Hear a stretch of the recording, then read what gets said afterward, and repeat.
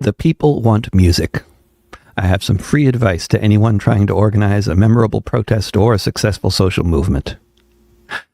You can find this missive in both written and podcast forms on Substack, on Patreon, at davidrovics.com/thisweek, and if you look up This Week with David Rovics, wherever you get your podcasts.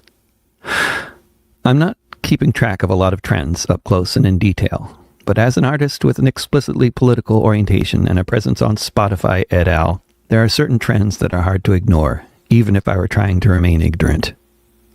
Although a lot of what goes on with these platforms is very opaque, there are some trends that are pretty easy to correlate. One is that the people want music, and when people are mobilized, angry, scared, or otherwise engaged with the sort of issues artists like me write a lot of songs about, they seek out, listen to, and share music that is related to their concerns. Many of the various factors that drive these things are a black box with an algorithm inside. But to the best of my ability to parse the available statistics on my artist dashboard on Spotify, the biggest platform, here are the two trends that have been particularly noticeable. My active listenership increased by around 50% during the first few months of Israel's genocidal bombing campaign in Gaza. Over time, the numbers declined back to what they had been.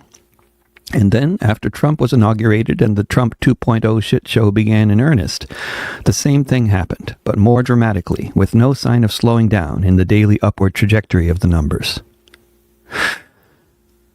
There are other trends that happen that are easy to see, like the temporary increase in monthly listeners you tend to get when you release a new album or do a big concert tour, or when December rolls around if Christmas songs happen to be your niche.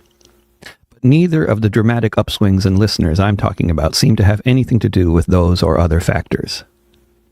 Before sitting down to write these words, I took a very informal poll via text message with some of the best protest singers I know in this country to see how many protests they've been singing at lately. I was not surprised to hear that the numbers have been very low across the nation, aside from in Washington, D.C. There is a long-standing disconnect here, which I think is really crucial to highlight. For years now, there has been so little music, especially live music, at protests, and this has been true by my estimation across the U.S. and to a lesser extent in some other countries as well. I haven't sung at a single protest in Portland or anywhere else since Trump's inauguration, but it's pretty clear from the numbers and from messages I receive from random people around the U.S. that people who are going to those protests are listening to a lot more of my songs on Spotify lately. These numbers on Spotify are international and can be viewed by country, by city, by age, gender, and other filters. So while I haven't had an invitation to play a gig in Germany for years now, since Israel's genocide began and many of my songs became illegal under German law, what is unmistakable is my listenership in Germany has surged and ebbed as the global and concurrent national crises have unfolded. My biggest numbers of listeners are, in order, located in the US, Germany, and the UK, which together make up about 2/3 of my global audience online. These trends happened or are happening in all three countries. With the UK, the tour I'm working on booking is coming along more slowly than ever, but the numbers of people in that country listening to me on Spotify this month has never been higher, and the same is true for the US and Germany.